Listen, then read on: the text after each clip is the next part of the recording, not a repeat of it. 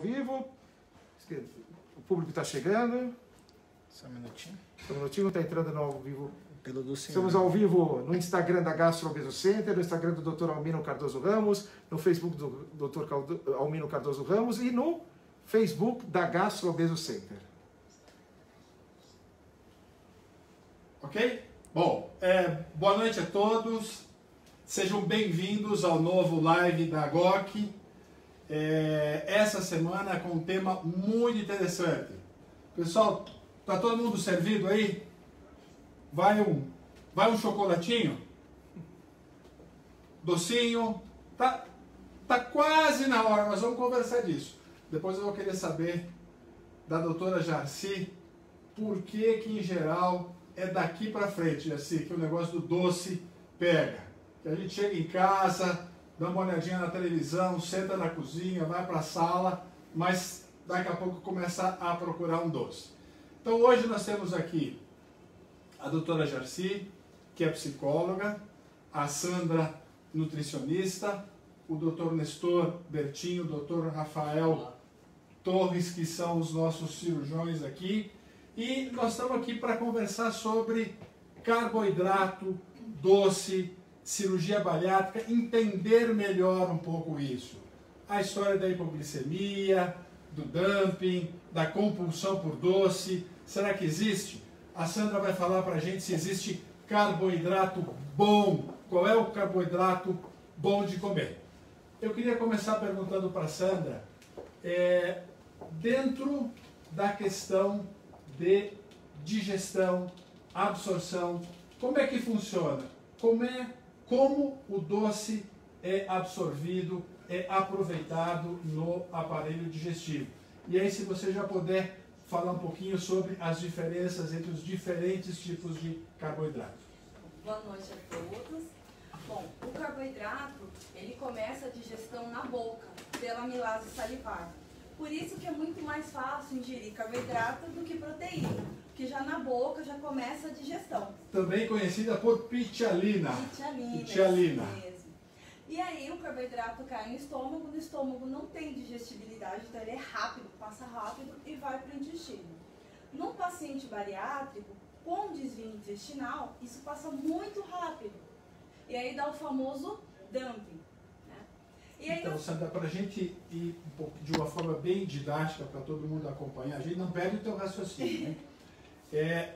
Então, a doutora Sandra falou o seguinte, nós comemos doce, nós vamos mastigar, esse é um dos problemas, porque muitos doces não precisam nem ser mastigados, você coloca na boca, ele derrete e desce super bem, né? Esse é um dos problemas que a gente vai comentar também. Se come carne, mastiga, e mesmo assim pode não descer tão bem. Agora o doce não precisa nada. Bota e o doce desce muito bem. Quando o doce chega dentro do estômago, o carboidrato, enfim, o que seja, o estômago é uma bolsa. E a válvula da saída do estômago, que chama piloro, vai fechar. E o doce vai ficar algum tempo parado dentro do estômago.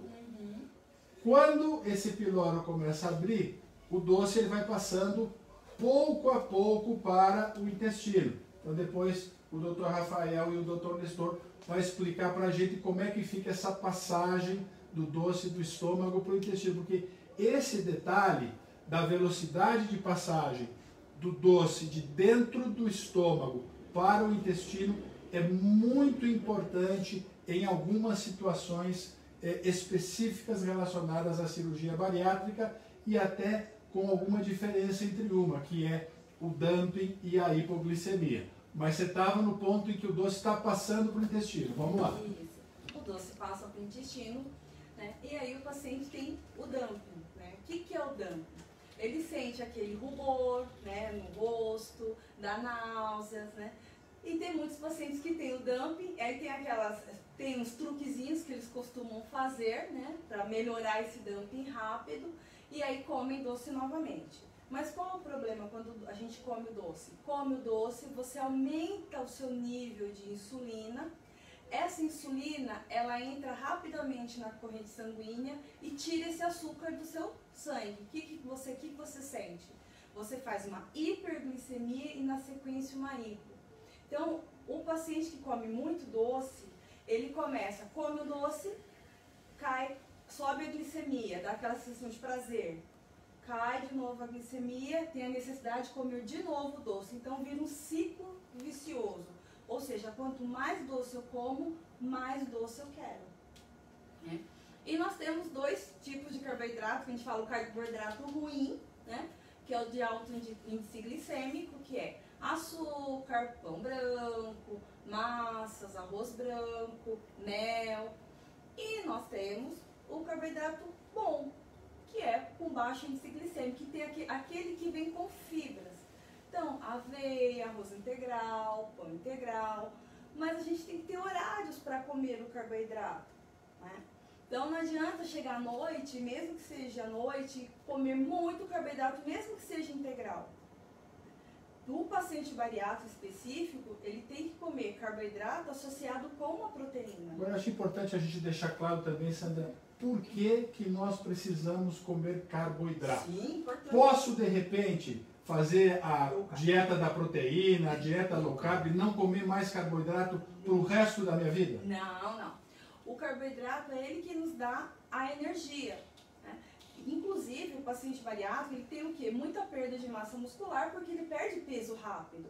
E para formar massa muscular, que é o que a gente mais pede para o paciente fazer atividade física, é necessário o carboidrato.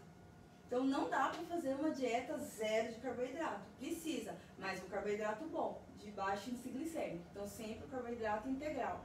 Lembrando que todos os alimentos integrais têm B6 e cromo e magnésio, que vai ajudar a controlar a ansiedade.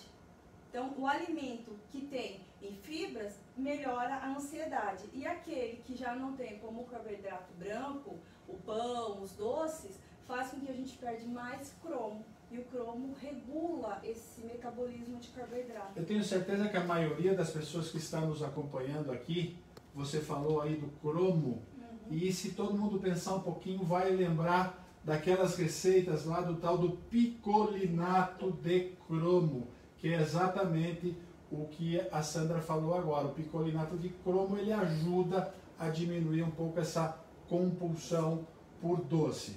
Agora, vamos sair da fórmula. Em que alimentos a gente encontra mais cromo, triptofano, essas coisas que ajudam um pouco a diminuir essa vontade e a compulsão por doce? Bom, cromo nós encontramos na levedura, carnes vermelhas, na aveia, né, no abacate. São alimentos super fáceis de consumir. Triptofano, a maior fonte de triptofano é banana e cacau. Por que a gente tem vontade de comer chocolate à noite? Porque normalmente à noite eu preciso de sono, de melatonina, que é para dormir. E o triptofano, ele é um precursor da serotonina que vai formar a melatonina. Então à noite eu tenho vontade de comer aquele chocolatinho, aquela coisa gostosinha, né? A gente fala que é o nosso merecimento, ainda mais as mulheres falam isso, né? Mas por quê? Porque você precisa dormir. E aí você precisa do cacau, porque o cacau é a fonte do triptofano. Dá aquela relaxadinha tal, e vai dormir. Vamos entender um pouquinho agora com o Dr. Nestor e o Dr. Rafael como funciona o metabolismo, como é que vai o carboidrato nas duas operações que são mais conhecidas. Vamos começar contigo, Rafa, já que a tua cirurgia, teoricamente, ela vai interferir menos nesse mecanismo de digestão e absorção do carboidrato. Então, explica um pouquinho para a gente como é a relação doce, carboidrato e gastrectomia vertical ou sleeve. Primeiramente, como você falou no começo, o sleeve é uma cirurgia que a gente faz a redução só do estômago, não a desvio do intestino, né? E o paciente continua ainda com o pylori, como você falou. Então, a gente comenta que é muito mais difícil o paciente ter dumping, algum processo desse no sleeve do que no bypass. O bypass é mais comum porque não apresenta esse pylori que segura bem o alimento, né? Principalmente o doce, que a digestão é bem mais rápida e desce mais rápido no intestino.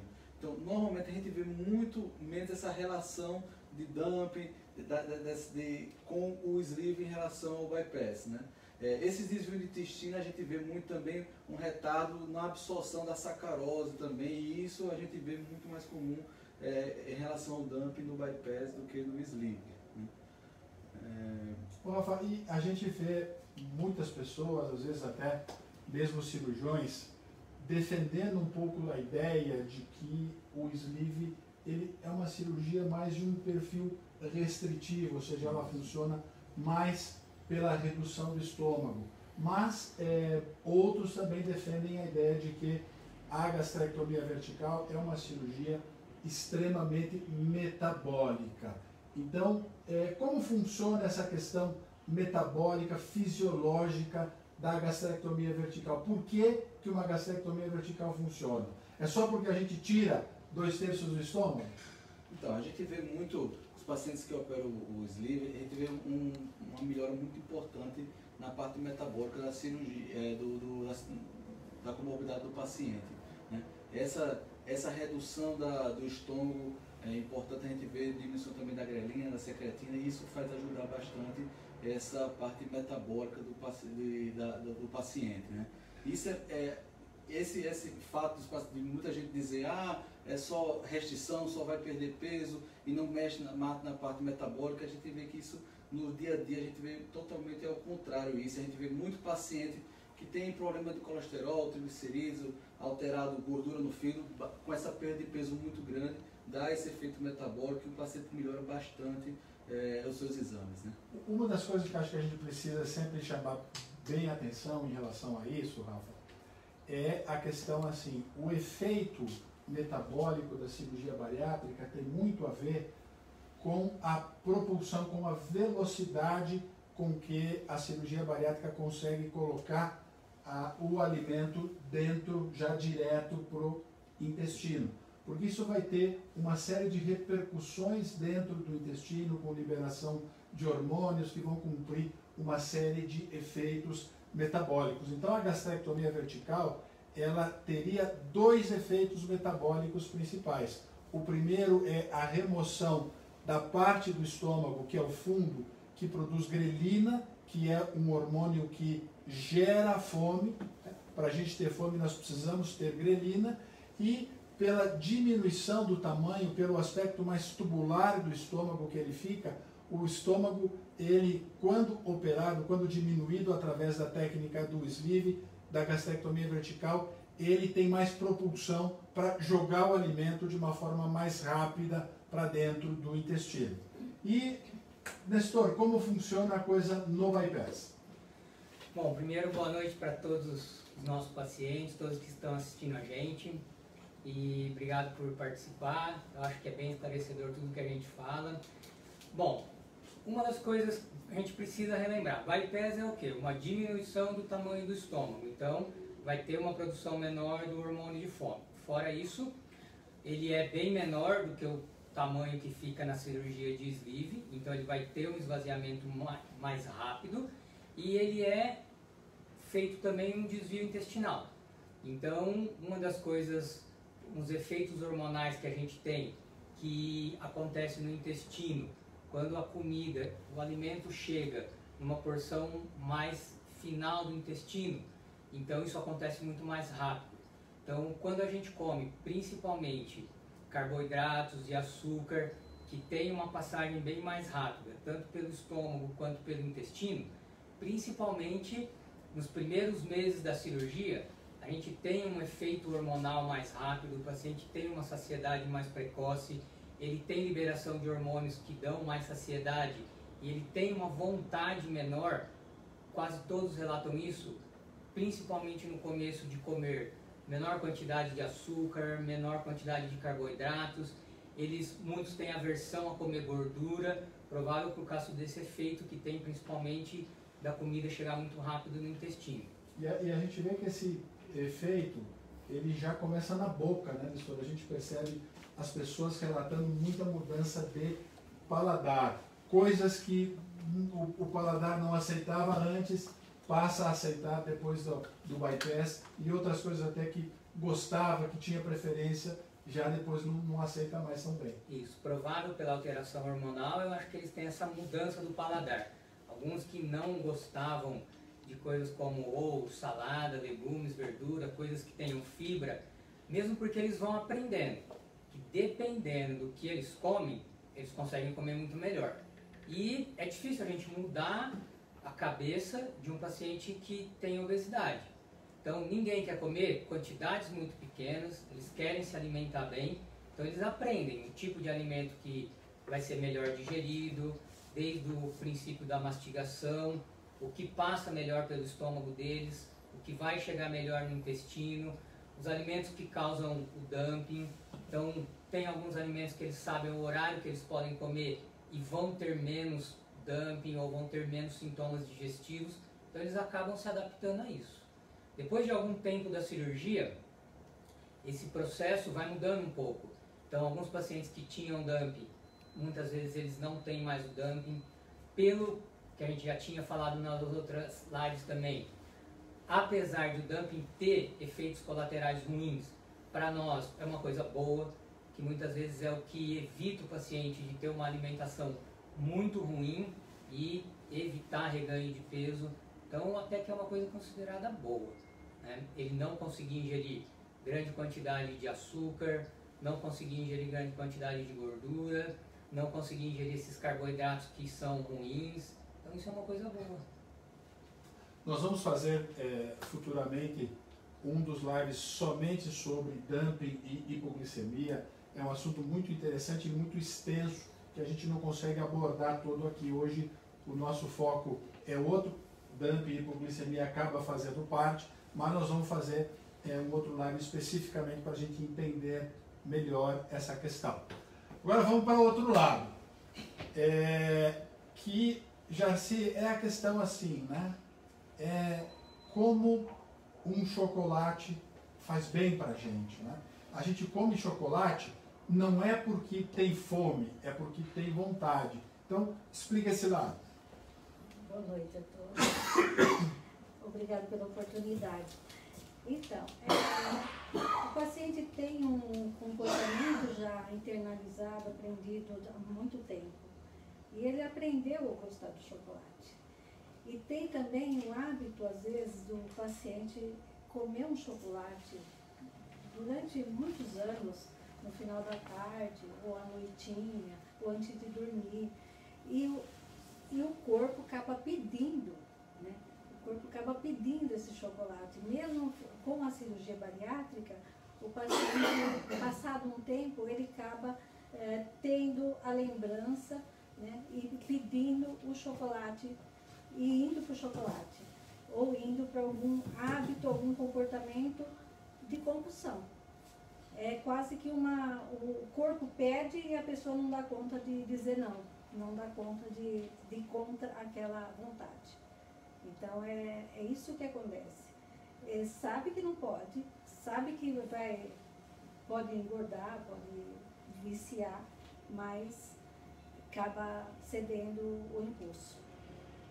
Por que a grande maioria das pessoas tem essa vontade pelo doce à noite? Normalmente é assim, o que eu vejo bastante, entre jantar e ir dormir. Termina de jantar, 40 minutos, 50 minutos depois, começa a dar aquela angústia, aquela ansiedade, aquela coisa como se está faltando alguma coisa, e aí fica aquilo que você falou, fica o diabinho falando assim, ó, vai lá, você merece, olha, o teu dia foi duro, come lá, tá lá, come o teu docinho, e o anjinho do outro lado falando, não, olha aqui, olha, você fez tão certinho a tua reeducação alimentar hoje, você não furou em nada, calma, toma um copo d'água, come uma maçã e vai dormir. Então, por conta da ansiedade, né? Essa ansiedade que todos nós temos, que é uma coisa importante. Eu pedi para falar mais alto, o pessoal está falando para falar mais alto. Essa ansiedade que todos nós temos, que ela é importante na nossa vida, né? Ela nos impulsiona à ação, ao ânimo, a buscar. Quando é uma ansiedade condicionada a uma compulsão, o paciente não dá conta de brecar isso. Então é nesse momento que ele vai para o chocolate, porque existe já uma compulsão de antes, existe uma ansiedade, e talvez uma ansiedade muito ligada a um trauma, um estresse muito grande que ela traz. Então teria que trabalhar a ansiedade. Agora, quando a gente está com fome, a gente precisa comer comida, a Sandra falou aqui, para aumentar a glicose e se ficar bem. Agora, quando a gente vai mais para o doce, a questão não é glicose, né? A questão aí nós vamos para uma outra via chamada via dopaminérgica. Dopamina. Dopamina é um hormônio gostoso que todo mundo quer produzir, porque quando você produz dopamina, a dopamina é um hormônio do prazer. Quando a gente tem prazer, o prazer vem porque está sendo produzido dopamina. E o chocolate, ele vai lá, tem aquele alvo e o chocolate ele vai lá no centro do alvo para produzir dopamina. Como é que nós vamos enganar o cérebro? Com que alimento que a gente engana o cérebro nessa hora, Sandra, para você produzir dopamina sem ser com o chocolate? Então, nós podemos usar o cacau, que não tem o açúcar, porque o chocolate, o problema não é o chocolate, o problema é que o chocolate ele vem com leite, e o leite tem açúcar. Esse chocolate que a gente costuma comer é aquele chocolate bem docinho, né? Então nós precisamos do quê? Do triptofano. Então, certamente tem gente lá, lá vem a conversa de nutricionista, né? Eu estou aqui falando em chocolate de verdade, e vem você querer me convencer a comer aquele negócio amargo, ruim, que é o cacau, o chocolate a 70%. Isso, exatamente. Mas não precisamos comer a barrinha do chocolate amargo. Mas tem preparações que dá para colocar o cacau. Por exemplo, tem um bolo de caneca que você pode colocar o cacau, pode colocar banana, pode colocar aveia. Então eu tenho banana, triptofano, eu tenho aveia, fibras e tenho cacau. É um bolo que você coloca no micro-ondas, em 3 minutos fica pronto, então é facinho. Todo mundo tem esse ingrediente em casa. Quem não tem um ovo, uma aveia, uma banana, só um cacau que vai ter que comprar. E dá para dar uma enganada. Quem é fã de abacate, por exemplo, dá para fazer um mousse de abacate com cacau. Ótimo. Usa adoçante, aquele adoçante culinário, dá para fazer. Aqueles que não gostam de cacau, porque acham que o sabor é um pouco mais forte, dá para fazer um iogurte hiperproteico com geleia diet. Então compra a geleia diet, compra aqueles iogurte hiperproteico que já tem no mercado, faz uma misturinha, põe umas castanhas, também dá para enganar. Sandra, o pessoal está perguntando, você vai disponibilizar nas redes da GastroBeso? Sim, assim que terminar, eu vou disponibilizar todas as nossas receitas. Uau!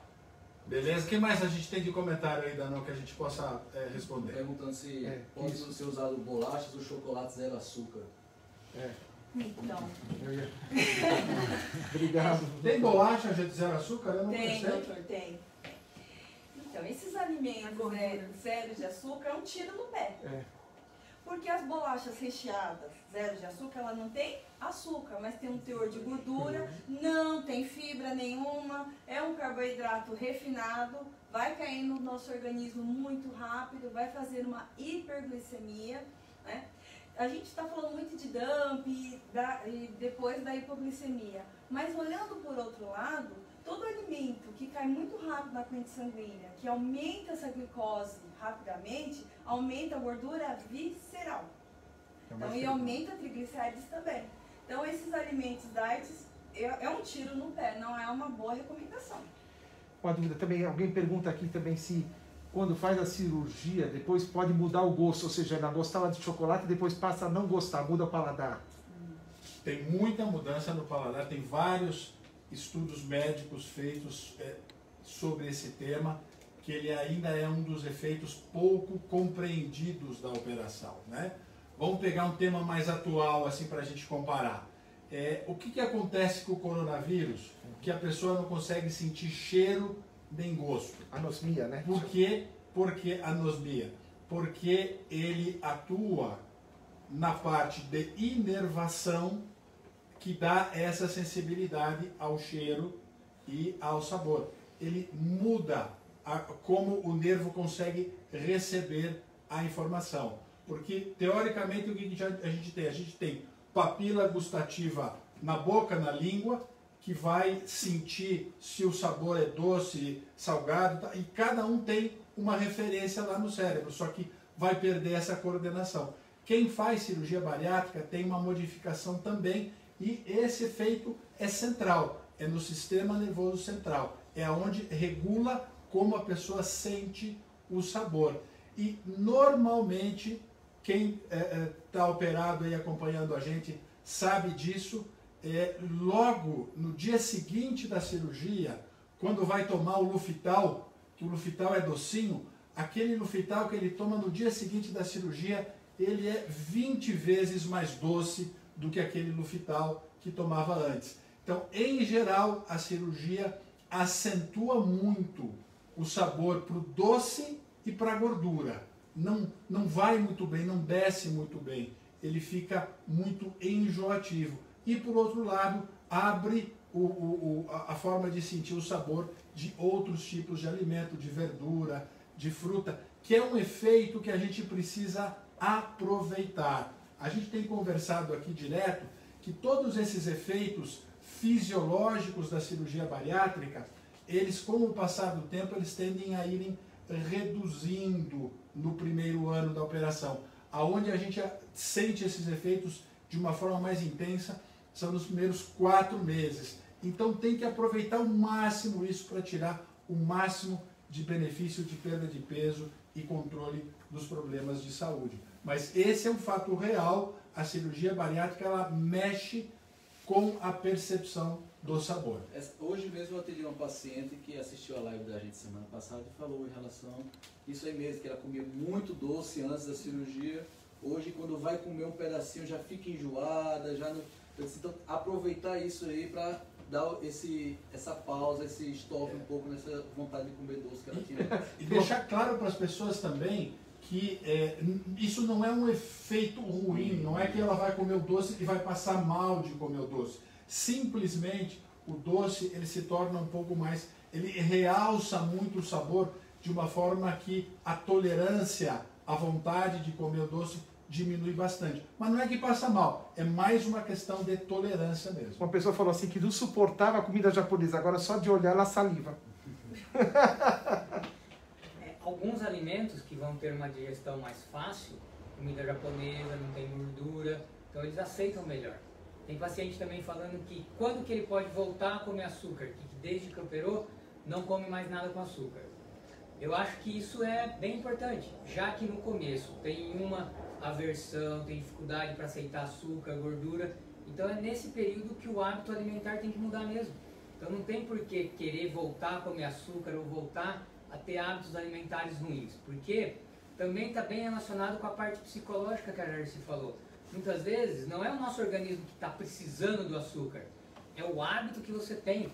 Toda vez que eu almoço, ou que eu janto, ou que eu como alguma coisa salgada, o meu corpo precisa comer alguma coisa doce. Isso daí você se condiciona a querer alguma coisa doce. Provável se você comer uma gelatina diet, um pudim diet, alguma coisa que também não tem açúcar, você vai ter a mesma sensação de prazer.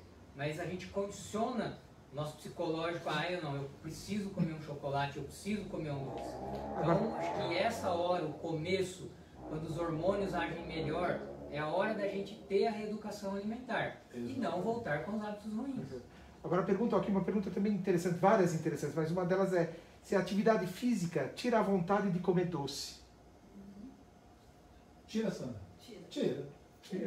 Sim. Que libera endorfina, né? A atividade física é recomendada tanto para queima de calorias também, mas porque libera endorfinas. Então o paciente tem menos vontade de ingerir. Então, outra vez vamos ressaltar aqui, tem falado quase em todas as lives, que é muito importante. O tecido gorduroso, ele é um tecido inimigo da saúde, inimigo do metabolismo. O músculo é um tecido amigo da saúde, amigo do metabolismo. Quando a gente fala, depois da operação, faça atividade física, não é com o intuito de gerar emagrecimento. O emagrecimento que vai ter pela própria cirurgia já é suficiente. O intuito é trocar massa gordurosa por massa magra, por massa muscular, porque isso vai ajudar ao longo do tempo depois a manutenção do peso, a ter uma vida mais saudável. A gente percebe que aquelas pessoas que melhoram a massa muscular no primeiro ano da cirurgia têm um resultado muito melhor no segundo, no terceiro e no quarto. Agora eu queria te perguntar uma coisa, Sandra. Tem gente que fala assim, ah não, tudo bem, eu não como açúcar, eu não uso açúcar branco, mas eu uso o demerara, eu uso o outro açúcar, como é que chama o outro? Mascavo, eu uso mel. Como é que é isso? Então, o açúcar, tanto faz, mascavo, demerara. O mal é o mesmo. O mal é o mesmo, né? Um dos açúcares que tem um índice menor é o açúcar de coco. Mas para o paciente bariátrico também pode levar ao dano. E o adoçante? Pode consumir assim? Não. 12 envelopinhos de adoçante por dia? Um jato. Não, também nem dá, porque o adoçante, uma quantidade muito grande, fica amargo, né? Também não dá. Mas os melhores adoçantes é a estévia, né? O xilitol, porque não tem um sabor tão ruim, e a sucralose. Alguns adoçantes à base de aspartame e ciclamato, né, eles enganam o cérebro. Então você sente aquele paladar doce, então o seu cérebro pensa que está tendo açúcar, só que não tem açúcar. E aí logo na sequência dá aquela vontade de comer doce. Então tem paciente que fala assim, eu como um alimento que é diet, ou fiz uma preparação lá com esses tipos de adoçante, passo um período, dá vontade de comer doce de novo, porque ele engana, né? As nossas papilas gustativas sentem o sabor do açúcar, do doce, do adoçante, mas não vai açúcar. E aí o cérebro te pede mais doce de novo. Já sei, dá pra gente dar alguma dica do ponto de vista psicológico de como trabalhar, claro, acompanhamento, preparo antes da cirurgia, acompanhamento pós-operatório, com frequência, é muito bom, é muito importante, mas tem alguma coisa a mais que a gente pode fazer para evitar essa compulsão, essa vontade do doce? Como é que a gente pode trabalhar isso de uma forma melhor? Eu sempre informo o paciente no pré que ele vai nascer de novo. É como se ele tivesse a oportunidade de ensinar a ele a alimentação correta. Então, quanto mais rígido o paciente for em seguir a orientação da Nutri ou até de vocês cirurgiões, em relação à alimentação, mais fácil é para ele construir esse modelo, porque ele vai passar por um período que é como se ele fosse um bebê. Primeiro mês, segundo mês, quando chega no terceiro mês, ele tem a possibilidade de começar do zero, comendo bem... Como que é? Fazer certo e fazer errado é o mesmo preço, né? Exatamente. É o mesmo trabalho. E bem correto, né? Porque ele não vai ter fome e não vai ficar com falta de alimento nenhum. Então, é uma questão de acreditar na cirurgia e fazer o melhor que pode, em termos de adaptar a nova oportunidade de alimentação. Eu acho que não tem nada melhor do que brigar com ele mesmo para fazer o correto. Qual é o papel da terapia nisso? A terapia ajuda muito a mudar a cabeça dessa forma? Ajuda quando o paciente tem demanda. Então, muitas vezes o paciente tem uma demanda, porque ele tem uma ansiedade muito alta, ele tem algum trauma que ele traz no protocolo, quando a gente aplica, ele traz. Então, esses pacientes, a minha orientação sempre é, faça terapia, porque a terapia vai ajudar a trabalhar essa questão emocional, seja a ansiedade exagerada, um estado depressivo, um pensamento acelerado, enfim. Qualquer coisa que está em exagero pode ser trabalhado e pode ajudar o paciente a reverter isso. A gente vê muito paciente que para a terapia e começa a engordar e diz, doutor, eu tenho que voltar à minha terapia porque eu já estou começando a fazer as coisas erradas. Porque tem que descobrir o gatilho. Porque tem um gatilho que aconteceu isso. Há pouco tempo eu atendi uma paciente que ela estava num processo de comer à tarde doce. E ela falou para mim, não sei por que eu como doce à tarde. Eu falei, qual é a história? Qual que é o lado afetivo desse doce. Ela falou, nossa, eu tomava café com doce e bolo todo dia de tarde com a minha mãe. Quer dizer, deu um, né? Naquele momento, é uma pergunta às vezes que a gente faz sem pensar muito, né? Só no impulso, e dá certo para a pessoa pensar e repensar se ela precisa daquele bolo naquela hora. Porque é um fator afetivo ali de saudades, de lembrança, de perda. Aí cada caso é um caso.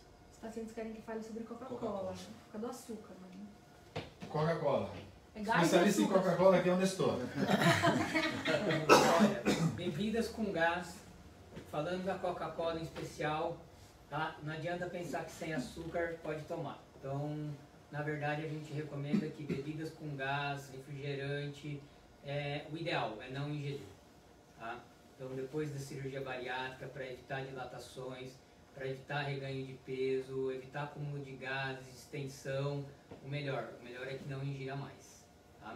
Se for ingerir, que pelo menos seja sem açúcar. Eu converso muito com os pacientes, quando o paciente procura o cirurgião bariátrico, ele vem para reduzir o estômago, para manter esse estômago. Ah, doutor, depois eu vou começar a engordar, meu estômago vai dilatar. Uma das maiores formas de dilatar o estômago é o gás, né? Ele tem a característica expansiva, né? Então o paciente vem no consultório, vem atrás do cirurgião para mudar a vida, para reduzir o estômago e vai começar depois a tomar coisas que dilatam o estômago. Não tem muito senso, não tem muita lógica fazer isso, porque você está fazendo tudo contra o que você veio aqui no primeiro dia, atrás de uma nova vida para você, né? E do ponto de vista nutricional, né, todo refrigerante ele tem uma substância que chama fosfato. O que o fosfato faz? Ele vai impedir a absorção de vários nutrientes. Sim, então, tem esse lado. Se nós estamos E é falando extremamente aqui, ácido também. nós estamos falando da ansiedade, imagina reduzindo a absorção desses nutrientes, vai aumentar também a ansiedade. E o refrigerante, ele prejudica a nossa microbiota intestinal. E o triptofano, que é o famoso do chocolate, ele é absorvido aonde? Na região intestinal. Então, uma microbiota intestinal ruim, eu vou absorver menos triptofano, vou ficar com mais ansiedade ainda, mais vontade de comer chocolate. Para falar em dilatar o estômago, alguém pergunta se tomar muita água dilata o estômago? Dilata. E essa história ela começa mais ou menos assim, que é o que a gente vê. Depois da cirurgia, nós vamos prescrever uma dieta progressiva que envolve, em geral, uma fase líquida, uma fase cremosa, uma fase de purê e depois volta pouco a pouco, não é de um dia para o outro, com a dieta sólida. O que normalmente vai acontecer lá pela 4ª semana. Então a gente recebe muito telefonema de paciente dizendo assim, doutor, olha, ontem eu comi e me deu uma dor no estômago depois. Aí você pergunta assim, quanto tempo você tem de operada? 4 semanas. Estou passando para o 2º mês. Ou seja, enquanto a alimentação estava líquida, cremosa ou purê, que não precisava ser mastigada, estava tudo bem. A hora que começou a precisar mastigar, começou a doer. Então, Danone, a sequência é essa. Primeiro começa com essa dorzinha, esse incômodo. Num segundo momento, o paciente percebe que se ele comer e tomar 2 ou 3 goles de água em cima, o que vai acontecer? A água melhora aquele mal-estar. Mas por que a água vai melhorar aquele mal-estar? Porque o alimento está parado dentro do estômago, está causando desconforto, a água chega, aumenta a pressão e empurra o alimento para o intestino. Melhorou aquela sensação de mal-estar. O próximo passo é ver que se tomar Coca-Cola é melhor ainda. Empurra e arrota. Então fica melhor ainda. Só que essa solução é a mesma coisa que ter hipoglicemia e comer chocolate. Melhora naquele momento, mas a médio e longo prazo a situação vai ficar cada vez pior. Por que melhorou? Vamos pensar com lógica. Eu gosto muito que você que está aí, que é operado, entenda a cirurgia que você fez. Que operação eu fiz? Como é que ela funciona? Então, a operação é, por que melhorou? Porque dilatou o estômago. Agora, então, eu vomitei 3 vezes, estraguei minha operação. Não, não é bem assim também. Fique tranquilo. O problema são pessoas que operam, pacientes que operam e começam a entalar, tomar o líquido, tomar bebida gasosa, vomitar com uma certa frequência. 1 vez por semana, 2 durante 1 ano. Aí vai estragar o estômago, porque vai dilatar e isso vai levar ao reganho de peso depois. Então, isso, tomar líquido em cima da refeição é uma das causas de reganho de peso.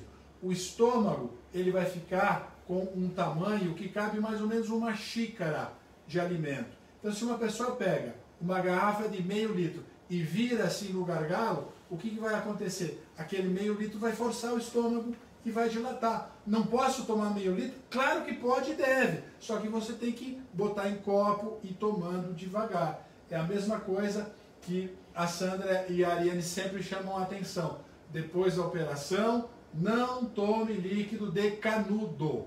Porque quando você toma líquido de canudo, você perde a referência de quando está tomando, está engolindo muito ar também, é um hábito que não é bom. Então isso é a importância do acompanhamento pós-operatório para a gente trabalhar esses hábitos que não são bons, que não são adequados, que levam à perda do efeito da operação ao longo do tempo. Só enganchando também uma pergunta que vem nessa sequência, a pessoa fala, quando come muita carne também, dá muito sono também.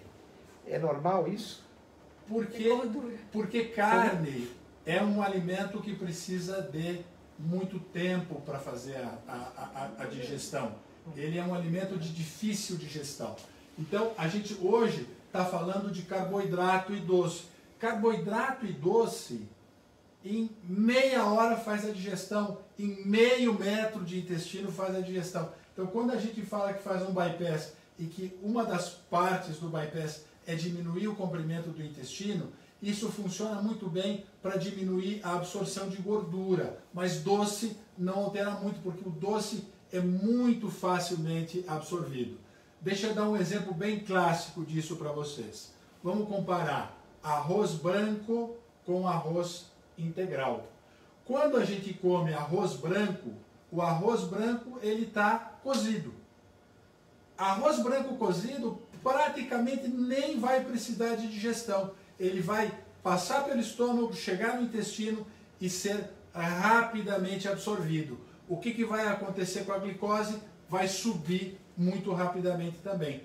Toda vez que a glicose sobe rápido, a insulina sobe rápido. Se a insulina subir rápido, a gente vai ter hipoglicemia. Então, esse gráfico de absorção de açúcar, de glicose, de energia no pós-operatório, assim, em pico, é ruim. O pico é do arroz branco, é da batata inglesa, é do macarrão, da farinha de trigo, é do açúcar, é do doce em geral. Quando a gente come arroz integral, o arroz integral, primeiro do ponto de vista nutricional, ele é melhor, porque em volta do grão tem fibra, tem vitaminas, tem sais minerais. Então a digestão do arroz integral vai demorar um pouco mais. A absorção de energia vai demorar um pouco mais também. Então a gente sai do pico e entra na curva. O açúcar da gente, medido aqui no sangue, ele tem que estar entre 70 e 120. Se cair abaixo de 70, eu vou me sentir mal. Se subir acima de 120, eu vou me sentir mal também. Então tem alimentos que provocam, que fazem com que ou baixe muito ou suba muito, que são esses carboidratos que a gente discutiu aqui hoje. Doutor Almino, já que você falou também sobre a questão da água que empurra, alguém pergunta quanto tempo antes da refeição e quanto tempo depois pode tomar água? Estão perguntando direto. Também, Muita né? coisa sobre água. Como Sandra, tomar água, isso. quanto tomar água, quanto tempo depois da refeição. Um paciente perguntou de cerveja, Foge então da- já explicando, da live, cerveja né? não pode mais. É porque tem várias, viu pessoal? Porque tem várias redes que estão simultâneas e as perguntas vêm em várias. Bebida gaseificada. Pode? Estão perguntando. Boa, boa. Não, né? Gás. Tudo que tiver gás Não pode. não é bom. Não é bom. Água com gás. Ah, mas a água tá, não tem caloria, não tem açúcar, não tem nada. Tem gás. Gás não vai ser bom. E esse tipo de alimento, como o chocolate e tal, e de repente a Jessie pode falar disso também, ele tem aquilo que a gente chama de efeito de adição. Ele é aditivo. Você toma uma vez, você quer a segunda, você quer a terceira, você quer a quarta. Não é bom. Que nem às vezes o paciente chega e fala para mim, depois da cirurgia, né, meses depois, eu não gostava de doce. Que bom, mas agora eu tenho vontade de doce. Isso é muito frequente. Mas você tomava refrigerante? 2 litros de Coca-Cola por dia. Então, ele tinha muito açúcar no corpo, né? O corpo está pedindo açúcar porque ele está viciado. Ele tem que brigar com esse vício, né? Tem que lutar com aquele hábito. É o anjinho brigando com o diabinho. Tem que negociar ali um pouquinho para cada um. Porque é ele que tem que brigar, né? Doutor, Diga, Daniel. aqui eu tenho uma paciente, a Solange Simão, que ela está perguntando, já fez 3 perguntas, sobre o bagaço de laranja, mexerica e casca de uva. São proibidos? Eles param no intestino? Eles estão perguntando se Doutor. pode dar live também. Olha, Pode dar sim. eu falo para todos os meus pacientes que depois que você opera, depois que você está totalmente adaptado à dieta, tá? Bebidas alcoólicas, a gente pede para não tomar mais. Bebida com gás, também a gente pede para evitar. Tá? Os outros tipos de alimentos, açúcar, a gente pede para evitar também. Mas teoricamente vai ter alguma coisa proibida, como o bagaço da laranja, desde que o paciente mastigue bem o alimento, triture bem o alimento e ele coma devagar, tá? Não tem tanto problema dele comer. Agora, se ele vai pegar uma mexerica, um gomo, enfiar na boca e engolir, aí pode ser que pare tanto no estômago dele ou em alguma porção do intestino, tá? Então, desde que ele coma devagar, mastigue bem o alimento, triture isso na boca, não exagere nas quantidades, ele pode ingerir esse tipo de alimento. Tem uma entidade, não é exatamente uma doença, mas um fato, que chama-se bezoar. Bezoar. O que é o bezoar? Exatamente isso. É um alimento que ele é extremamente rico em fibra e consumido no mesmo momento. Então, ele vai parar em algum ponto do intestino porque ele não consegue passar. Ele forma um volume muito grande e isso causa obstrução intestinal. Então, bezoar é uma causa de obstrução intestinal. O mais comum bezoar que tem é exatamente o bagaço da laranja, o bagaço da mexerica. Agora, a gente não está dizendo que é ruim comer laranja, que é ruim comer mexerica. É ruim comer 5, 6 gomos quase que de uma vez, sem mastigar, e aquilo vai descer tudo junto para dentro do estômago. Isso pode gerar o problema da obstrução intestinal, que é o tal do bezoar. Só para avisar que nós temos 10 minutos ainda. Bem, vamos aproveitar os 10 minutos. Tem uma pergunta aqui. Eu vi uma pergunta interessante. Não, sabe o que eu acho? Eu acho que poderia falar sobre assim, o paciente chega muito no consultório pra gente e fala assim, eu tenho hipoglicemia direto, o meu peso está estabilizado, eu não consigo mais perder peso. O que você come? Não, eu não como nada, eu como arroz integral, eu como pão integral. Aí fala que não come nada, mas aí você vai investigar, ele come bolacha, come... Então eu acho que é importante falar um pouco da alimentação desse paciente. Participação da doutora Manuela. Que é importante, vir com a nutricionista, eu até falo para muitos, faz um histórico alimentar semanal, você traz tudo para a nutricionista, até uma bala, se você chupar, você vai falar para ela. Então a importância disso, do paciente vir na consulta da nutricionista e falar tudo que come e fazer uma alimentação correta e saber realmente o que é carboidrato, o que é alto índice glicêmico, o que é carboidrato de baixo índice glicêmico. Então, saber um pouquinho, entender um pouquinho sobre carboidrato, como a Almino fala das aulas temáticas, né? Participação da doutora Manuela. Então, muitos pacientes, quando vêm para o consultório e falam que o peso está estabilizado, a primeira coisa que eu sempre questiono, toma água? Muitos pacientes não tomam água, substituem a hidratação por suco de fruta. O que você come no intervalo? Eu tomo um copo de suco. Então vamos lá, um copo de suco de laranja. Se a gente começar a pensar, para fazer um copo, 300 ml de suco de laranja... Não vai me falar que suco de laranja não é saudável. Não, saudável tem vitamina. Chupa laranja em vez de tomar o suco. Mas o suco não vai ter fibra. Nós vamos tomar o quê? Vai ser necessário 4 laranjas, 5 laranjas, né? Para poder fazer um copo. Não tem fibra.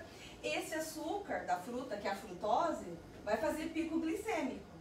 Toda vez que a gente faz pico de glicemia, como o doutor já explicou, a nossa perda de peso tende a reduzir. Aí, mas eu como alimento integral, como pão integral. Como combinar também o alimento?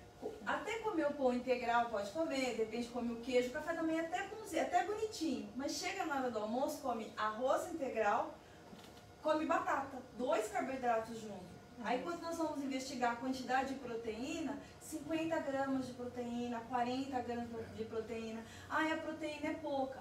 Então o que tem que fazer nesse caso? Reduzir o carboidrato, escolha uma única opção de carboidrato.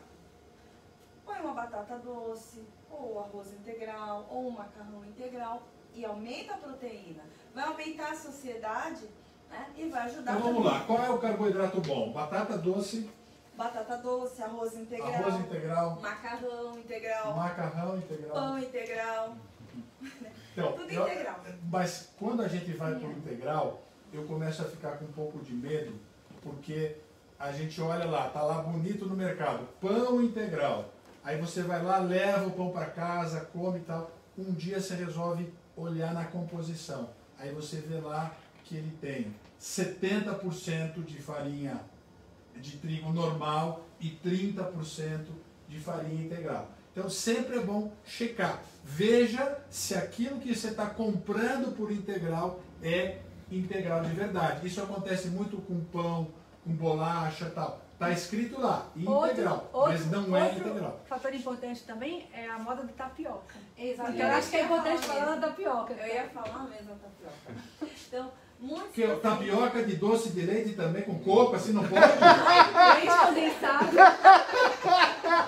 Não, gente, sabe qual é o maior erro dos pacientes? Deixarem de jantar para comer tapioca à noite. Eu vou comer tapioca. Aí a tapioca... 8 tapioca, sim. Não, doutor. Um doce de leite, que delícia. Não, mas aí pega tapioca salgada com queijo. Uma fatia de queijo que tem o quê? 20 gramas de queijo e a tapioca. A tapioca não tem fibra nenhuma. Imagina isso à noite, está dando uma carga de energia, né, para dormir. Só para você ter ideia, uma pessoa que vai fazer uma corrida de 21 quilômetros, o que a gente indica? Comer tapioca e tomar suco de laranja. Porque você está dando um pico de glicemia para correr 21 quilômetros. Bom, vocês viram, a doutora Sandra está falando o seguinte aqui. Não é que você não possa comer tapioca e tomar suco de laranja. Coma tapioca, tome suco de laranja, mas tem que correr 21 quilômetros. Se correr os 21 quilômetros, não tem problema nenhum. É mais ou menos o que pergunta aqui uma moça, que ela diz assim, olha, eu não consigo comer arroz integral, mas eu como arroz branco, mas bem pouquinho. Pode? Bem pouquinho? Pode, talvez, esse ela já percebeu pela conversa da gente que não é o melhor carboidrato que existe. Agora também não tem esse conceito de é proibido, não pode. Agora sim, o que acompanha o pouquinho de arroz que ela come? Então eu acho que é importante a composição do total. Por isso que é importante, a gente acha que a gente faz a dieta certa, que come certo, mas a gente acaba fazendo essas coisas erradas. Por isso que a nutricionista, o acompanhamento com a nutricionista, ela fazer a dieta e seguir isso aí por um bom tempo, eu acho que é o mais importante nessa discussão da gente aqui. E eu acho que o que a paciente falou é importante. Ela come um pouquinho. Não adianta nada a gente falar para o paciente, não, pão integral você pode comer. Ele come 3 pães de manhã, com manteiga, pronto. Não adianta nada. Né?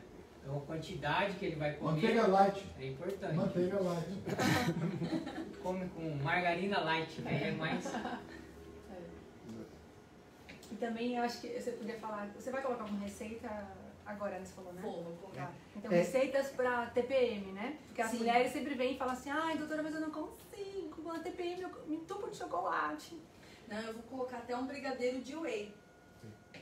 Viu, pessoal? Só para falar, porque provavelmente até amanhã de manhã devem estar as receitas, né? O pessoal não procurar hoje à noite. Hoje nós vamos receber e amanhã de manhã devemos postar. Bom, então acho que a gente está terminando o tempo Sim, quase, não. sim. Só tem mais uma pergunta assim interessante, que tem várias, mas em quais casos a técnica do Duodenal Switch é indicada? Ou a gente vai fazer uma live especial para isso? Nós vamos fazer uma especial sobre isso, mas Duodenal Switch é a técnica cirúrgica que tem o diferencial do Duodenal Switch basicamente é o desvio intestinal. Quando a gente fala de bypass, nós estamos falando de um desvio intestinal curto, vai desviar pouco intestino. No Duodenal Switch vai desviar muito intestino. Então, basicamente, o Duodenal Switch é uma boa cirurgia para quem precisa perder muito peso. 160 quilos, 180 quilos, 200 quilos. São pacientes que têm uma boa indicação para fazer um Duodenal Switch. Ele é uma cirurgia muito potente, muito boa para provocar emagrecimento, para melhorar diabetes, para uma série de coisas. Agora sim, desviou muito intestino, o que acontece, Sandra? Qual é o efeito adverso?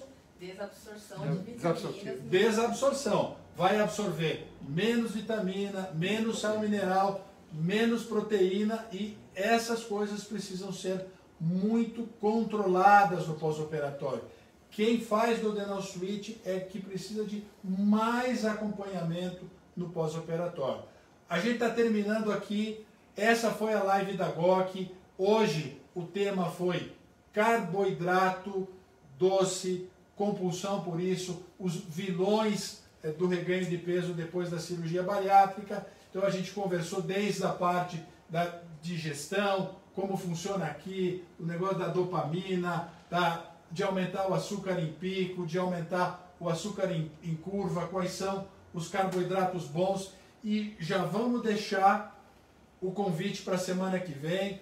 Toda quarta-feira, põe aí na tua agenda, toda quarta, 7 horas, live da GOC. Semana que vem nós vamos conversar com uma ginecologista, a doutora Natasha, que vai destrinchar com a gente assuntos de pré e pós-operatório de cirurgia bariátrica relacionados com ginecologia. Infertilidade, gestação, pode engravidar depois da cirurgia bariátrica? A síndrome do cisto de ovário, a questão da sexualidade depois da cirurgia, de libido, de tudo isso, risco de engravidar, que anticoncepcional, que é melhor. Então tudo isso nós vamos discutir na quarta-feira da semana que vem e vocês estão todos convidados, todas convidadas para outra vez estar aqui com a gente. A doutora Sandra então se comprometeu de botar a receita do que? Do whey lá do... Whey, panqueca de aveia, bolo de caneca. Mas tinha o que eu tinha gostado mais, era alguma coisa de whey. Brigadeiro de whey. Brigadeiro de whey, daqui a pouco para você. Hoje, se for comer algum docinho, vai comer esse brigadeiro de whey da doutora Sandra. Pessoal, muito bom estar aqui com vocês mais uma semana. Esperamos uma excelente semana para todo mundo e a gente se encontra na semana que vem. Um abraço, tema da semana que vem, ginecologia. Mande as suas perguntas. Bravo!